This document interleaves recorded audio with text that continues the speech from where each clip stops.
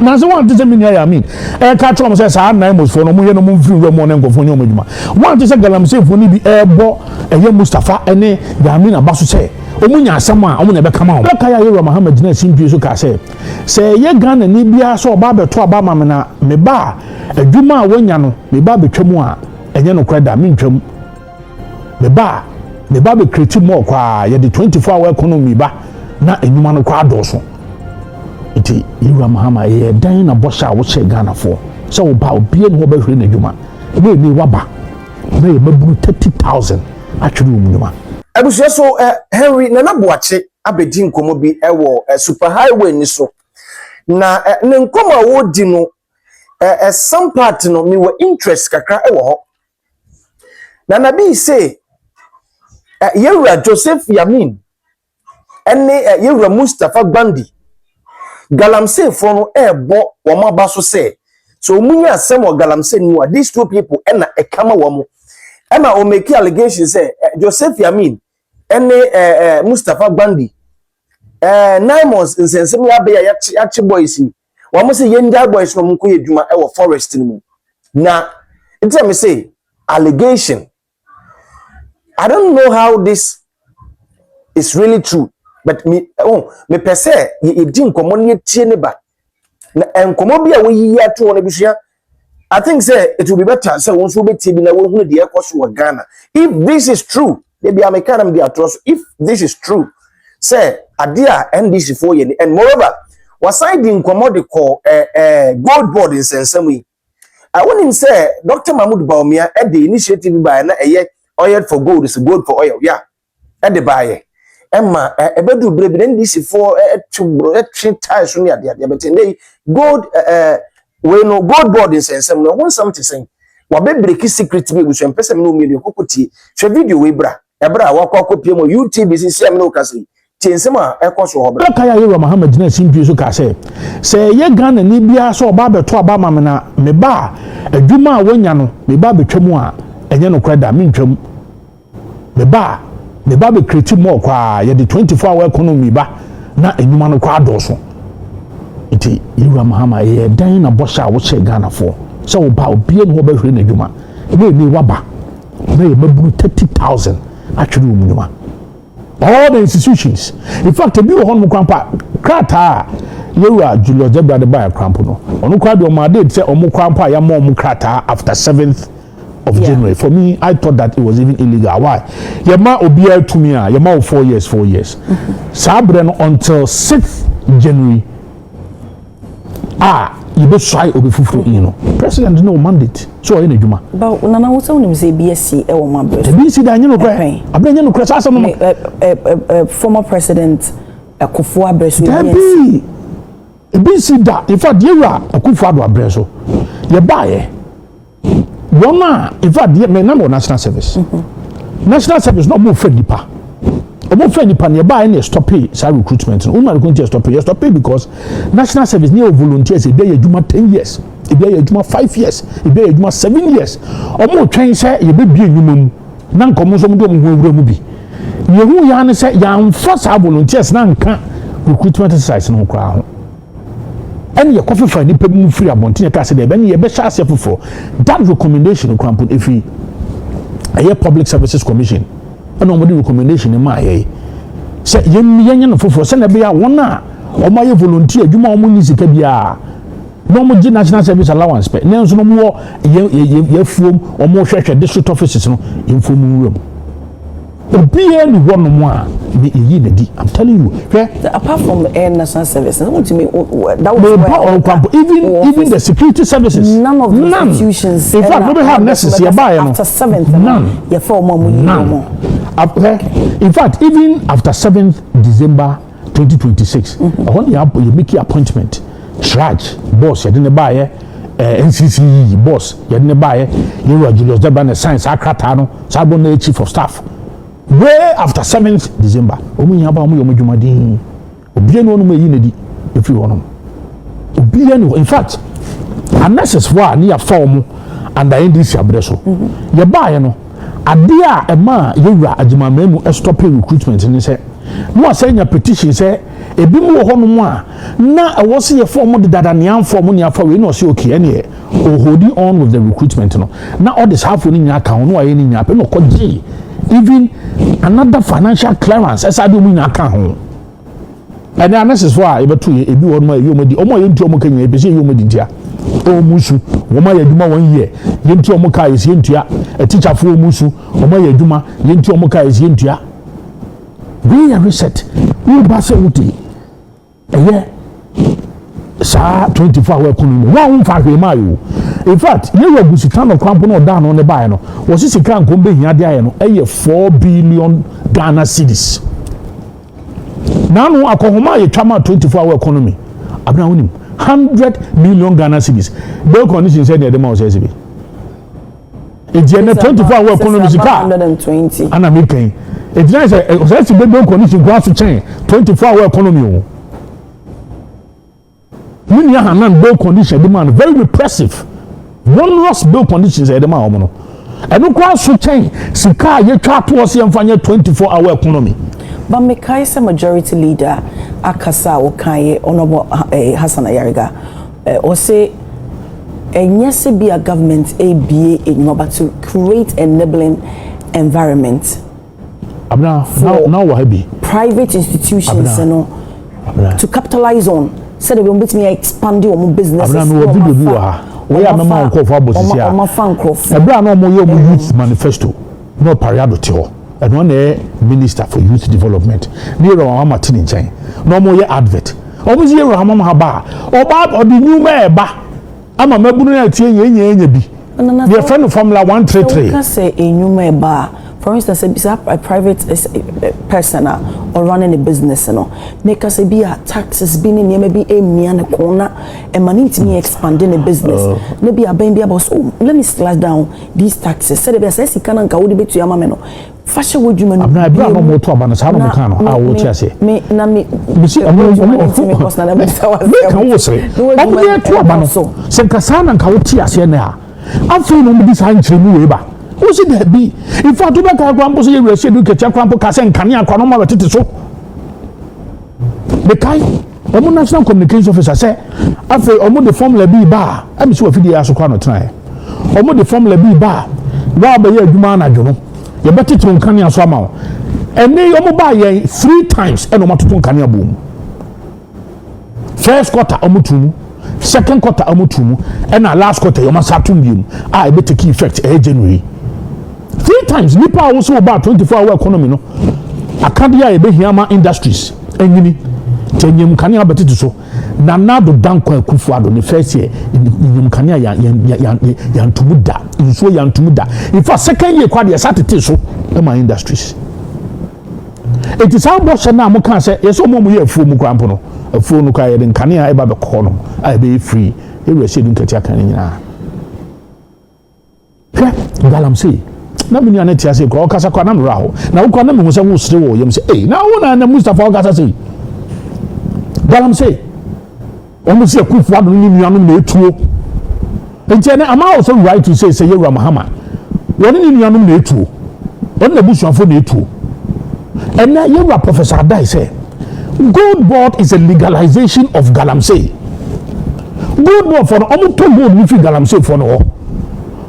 In fact, President Akrampo endorse here, Obekaya, meet the press. And I'm one journalist for Bakubusa presidency. And here, and say, gold board for your more top gold, if you can say for President, I know you are the man, say, and as almost over every I go no motor. I'm not, can you imagine? And then travel along the street. And so, yes, sir, and me, Adani, I am brown. I'm quoting out of contest. Once I do one, so we jam baby to the Abna.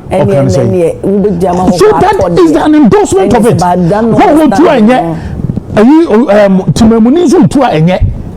But when you say so, what will be to and they have been a young coffee to us a good boy for Cotodia and yeah, it means you are endorsing what they are doing.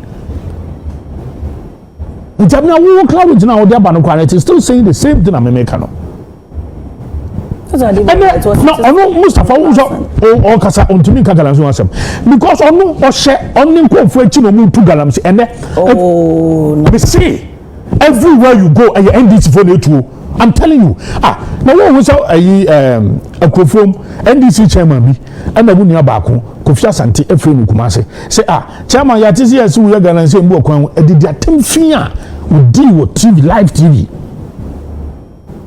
What is a Yabraso chairman being a Kukudo Bonnie, a bad TV should be did Ghana for them, live TV. But that's the chairman, it obey in a way, obey easy to show off gold. They are not so. Oh, that be only legal mining that. Okutani go dada. And you say no, there is a different matter. Go go. That's a Ghana don't go. Oh, he is into legal mining. He is not into illegal mining. No. I mean, they were not happy. People were saying. No, you can criticize it. No, but that is different. No go da. What to know? My papa so. Now or the aye akandia or the here no. So go the go and say. No, I no ane dia.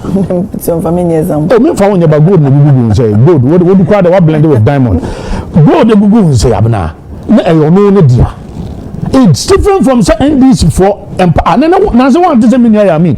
E ka tro mo say sa nine most for no mo ye no mo free we mo na nkofo nyo moduma. One to say galamsey for ni bi e bo e ye Mustapha ene Yamin abaso say omunya asem a omo na be kama omo. La omo na ka. Everywhere. You are saying, Mr. I'm going to be a campaign. So you think, say, no, nama, or man for no? And I mean, say, yes, it's how in true. Any adada, Damrama Sansam, you can't to Ghana for trim. At the 24-hour economy bar, and they buy and 25 Remaya. Galam say, bar, Omaka say Galam by in first 100 days. They will resolve it. In fact, most of Omo senior campaign activists, no more campaigning, I say, Nanado don't go Kufadu Kutatuni Bia Ghana Mra, Ediation and says, Obey to your castle, Obey and Galamsey, Nea, Obey and Galamsey. Nanaba in the first and Munma, Onyakukudo Bane, small scale mining for 2 years. You are Mahama Nyakukudo Bane, small scale mining for 2 years. They had it. When you banning it for 2 years, nobody after so no here near Nedane. And no any that commitment won't mean yet. Because as Professor Adai said, they have legalized Galamsey through the establishment of Gold Board. Galamsey de wo krom hanyina. Kosi sensuo ekọ eyiho nsuo ho koye ene kono koye ene nsuo ne se we kwa de wo bi na atimi o. Abre ne adane ateche. Entafa adane ateche. Ko omukosi sensuo no mo de aba ene mu hwe ne ye ene you penny for say Ghana will risk see a bane ye niema e free hase ya de kosi e kokoo ne niema no e de akọ ye ni hana abefu ni hwehwe mufo on beka che say empo ye nkontomre ni no ban ye di kwampo say ene no chemicals e kokoo no agric minister beka say me ma ye generalize no e wo mu say ye nka prone areas na Galamsey ekoso no ba yekase bi oh ye no ba say ya in a way no then we are where say illegal mining ekoso in 10 regions Ghana 10 regions that is this in fact baby na fi say bi kra bi ni no me ye ni free dia ni titi Galamsey ni fi say northern part of Ghana kra na bi ni ho say wo ho pa na say want to say yo Mahama ankasa ni krom bole bamboy o mu tu Galamsey say no den o ma no krom so near agric minister come in nya adwen say vast majority of our regions no it was a problem with Galamsey bi meaning say 10 regions out of 16 baby I am to be no Greater Accra and on who say to Galamsey bi a Greater Accra and have been maybe to a larger extent maybe voter region and no crampo no we do do kwampa e bi che wuro momutu okay so they will see now what through light and near man ti amanfo ni bi okay LGBTQ even when some George omu nyoma kwode da won yen kan wa sem biem yen we express that commitment and no ma pen so kra de amemu amienu kwa timi baba bebu ye nemu ase ba ebe gina ye ngo fefefo mo hwano ene LGBTQ di ye de sa no ba omo so mo boso kwa onye food wo di parliament pe ye timi de share order paper so na ye ram hama ha ya akwakọ ye firi so Yura Muhammad no share so for no more can once more say oh ne mom no yemma ye culture no yen training yen kra ni ye na LGBTQ no or dan no or the fe no okusa no de dom ye wo ho de pom ye wo ho 1 year ni enkane abo ukani na ya tumu 29% kane ani nso 29% na no na the bank akufa do fi aban mu adwuma yefa katua otumu ohamu chichemu aduasa 30% oba ya wo first year wutu no 9% 10 and also the 9 there's more a year. I mean, say if it's within a year. And no problem saying 30%. Mr. Another 30% the buy no. You know what President Obama said? President Obama can't try to say, "You're bad." Also increasing on cost of the cover 40%. Abaiba is what can't nana me ba. Cocoa prices. No, Abaiba is said okay increment as same. Abaiba also really what. It says ke ni one of to akatu. No, they say, share. And you the brewa NPP, you taking the bullet for no. I don't know survive the economy. GDP. Say you pia ye car near the annual see to the quite chili. Say the be a economy, you know. It was one of the most harshest economic decisions. I affecting the public and we paid for it. Today they are benefiting. In fact, yeah, can. Eniema nana me di nkomo eniema wa kan nyina binya wie o dia hi binya wie na so kwa na mo tu so na wa bobo niema bebre so bebre and then what's the results abna me kan me say me kan na ha me san say me what asefo no e ka ho but Mustapha betan akwa kan say and quite 200,000 that time they cannot progress and I said that or say one obetimi aka say the way o mo ban buy o mo the strict measures buy enunti that time education minister ka wo wuni teacher ni a wo be ye nibla ama mofa no adwi apo o mo be wie mu o mo be say you be dealt with and through that no na o mo ye strict supervision ama mofa na poor preparation by this government. Poor preparation. So do you confirm poor motivation? Now for we were helping the kids to prepare for exams. In fact, say past questions. I'll be man cry a dear sunya na enquanetimi atino mo sunya ni ye motivated teachers. Any idea who can do you know what you are doing? What you are doing is that you are rather discouraging the teachers. You are accusing the teachers, say, Omoma and Kwanaba, because said over and yes, I was teachers for Negu and Wakosa for the above.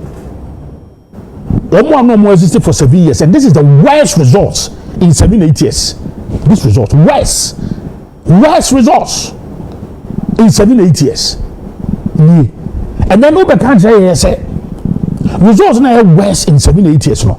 87-8 years no results e ba e nyina no na teacher fo eni omo da so honom headmasters wo honom no na omo boa mankora no ewiem what kind of disgrace is this ka wo de twen kwama wa hik kwa no omo fa report mra look wanya de and moving forward no wa hwe ni and what and 200,000 cannot progress one penyina baba can say na si eni koye mofra no Omunyina their foundation and also play a pivotal role. I'm not why president paying. Maybe one of my account. Senior high. Why president paying? You see, Mama, he's been president before, and yet he's not new to these things. So sometimes when he says these things, Ayana said me to him, Mampeni, why poor boy was again? Mampeni, but only Boshaba, Marcy, or no. Ebra no ye president na ye ni free hono okotra echi ni wasuane ma bebre pa yes and tisane ma ni bi no na ode ba the one saying so home tansa and as omo so mo ebo mo don't you think say in a way you're not being fair because I'm afraid from year 1 year 2 na year 3 and say year 1 year 2 ni nyina no my pension this preparation no start free home so within 6 months abai ni be take over my bafana kwakotwa akotreza na say abai ni ba abai mu no na within that 6 months abofana kwotro enso hwe no na one perform well yet then na wo de kwhye abai ya waba na wo da yes foundation ya ni started demolition fees raba from da wo bi da demolition ya construction site this 6 months let me in fact demolition kwa there it is the Kwampochen building. So we say adia F crachin say we build it. Jom na be say mo fa. Say adia no because you build it adia free foundation say wo ye ha uja e brebi na wo uwie na wa your pillars na wo ansa no atoa so demolition one day obetimi dey go boom ni na. And people are also of the view say more politicians and your education fraternity more politicizing it. Be no politicizing for instance results way baby and I make say for 7 years nina results we are basasa. So that is why you need to ask yourself the hard questions that we don't want to hear about. But you motivating teachers enough? Oma when you call home, we share maybe mu ye, then how one ye, then a choir. Instead of you to accuse the teacher, say, Omona, omuye enablers, Nomona Muman Krani Viemuno, and can be more responsible in your statements. That oh, there be with ye, Yen Shidi, Adiabano, Yina, or Mamunina, Esre, position we and crying at that. A crowd of failure, no, when you men people knew, NDC knew, NDC for me, my failure, NPP for my failure, CPP my failure. But when you blame teachers, say teachers, and you are not being fair. Because someone want to think you are not being fair. Look, you a minister, say you want to classroom question Granada. So motivate the teachers, call them, have a stakeholder engagement with them, find out why. All the comments we make, why come on from report to be my own. But you are making all of these things. The reason why I'm see here. Now, Kasan we see edit I will forget. Are you being fair? You are not. Okay. What can we name? But I know say one way or the other. Baby or one mind the one is buying a bon home day. Only baby and uncle if it's a ban bon home day pan and go be a look. Said what time could you can and go in America? And then $1 no. But $1 no crown. Now if you say yan hwe ya ho ramifications were worse wa born home ba sa de ba na nsiye na me yam sheme dabi sanje nya na nke ni ba na nsiye na Bank of Ghana so me kan no me yam sheme say omo de $10 billion and now $1 nim eji ahomatia bi o abna na so mo 10 billion enya ahomatia dabi de me count ma say what I'm saying is that it's sustainable. So yes, a possibility. So exactly. So and again, Oko banks say $1 nibi. Visited 3 banks. Maybe so bank away. They say, Madam Fubia or no Coco Nema, no Koteki, and no friend, no Cotra Bank, no bank any free abochis aboching $1 mano. Eh, me can be core businessmen and finance. Bank of Ghana ni CID or Bank of Ghana there. Me say Bank of Ghana there. Me say they are in cahoots with the banks. Bank of Ghana, we have to talk again. In real terms, you even get some. Call businessmen and ask them. Say omo per dollar kwa kodi dwa omunya. Na ebiem no busa say obie no no akọ banka. Yaka se won transibus ya frɛ abochi famrada. A lot. Omo from head office omo famra na sa. Anya but omo fra abochi. We are near for so you do banks and omo out omo fra abochi. It's unfair say me body was say. I'm telling you, send with the permission from Madam Furon. It's all over. Abna, where you sit, we need information. So, do up a crap and call them a 5 minutes. Now, I'm phone calling in here. And a be a moment, I didn't sort no. I didn't know what to do in them canium. Tio, also what to swam my home high. But what to do in the Muncanium imprensa, a fee what to do in Zoom imprensa, a fee and you are aware. Nancy report about Kwame Moko. Almost a name of entity you can have an item be as you but generally, in fact, in Zobo, and no be castle car. The same car we 24,000 or 29,000 Ghana cedis or so. Small cars, and we 39,000. Above for Nana. No, also how? That is why I make a seven crime. Yes. Minimum conforms so almost other stuff. You need to know the real effect of saying giving $1 no so fast is being washed away. It in cabinet makers oh yeah titisu. Yeah. But a near my titisu and when fear will be benefiting no one say ampa. This is the real benefit of $1 no. It's been eroded by all of these actions. So electricity is a cadawa. Because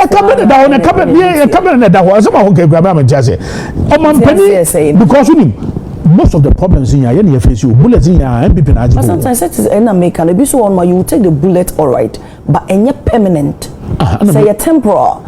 With time. So what I'm trying to say, the hard policies, the IMF issues, the things we needed to implement. Ebema Ghana for what chile womo, but you be there. After twice no, young Najis have bullet no. His Excellency the former president, na not Danko Gufad, and Najis have bullet no. And it won't also. And then they benefit. Yeah, Ramamadu Baumia propose so good reserves and tie. You see, no, NDC for now, and they make a Bank of Ghana report. They have been making references to the policy initiated by the former vice president. Omuko phones omuka all the time. And I say, I know back here. Okay. And to me, a BB common and the Obacasa they are performing well. And I also dollar, but the dollar has been a bat. Yes, but the bat is real. It's what is happening. So you can't pinpoint an area Obacasa they are performing well until catch me. Maybe so. Yeah, I mean, maybe not coming to send $1. You've been able to create. But maybe $1 first of all, you had the $10 billion and now some. Number two, Sanke Swat dia and Genya ho ha boy and the TUC for their up in arms. TUC, they are very furious. Say, I will see no. Tiasi amount. It's where what we are talking 9% pay. Dani chia. So as I told you, we Henry na watching na be of NPP. And what day in some way about tuja. National Youth Organizer na kasano. Na enkomo na wodinu. Enkomo na wodinu. If it is true say NDC ameyokunu. Say 9 months in sensemono. Yenja boys no munko emodwuma o galamsey side toward the end Mr. John Dramani Mahama Ghana Mampeli for when I see from because ensemble for wuchi adentina yenja wo mo munko emodwuma adentina galamsey na enam so ama asojafo bi atututu abo mo no na ya tibi mu adentina yenja wo mo. That is a question. Why now sa gold board is ensemble I won't say oba na wouldn't say yes $1 above from $1 above, but it's true.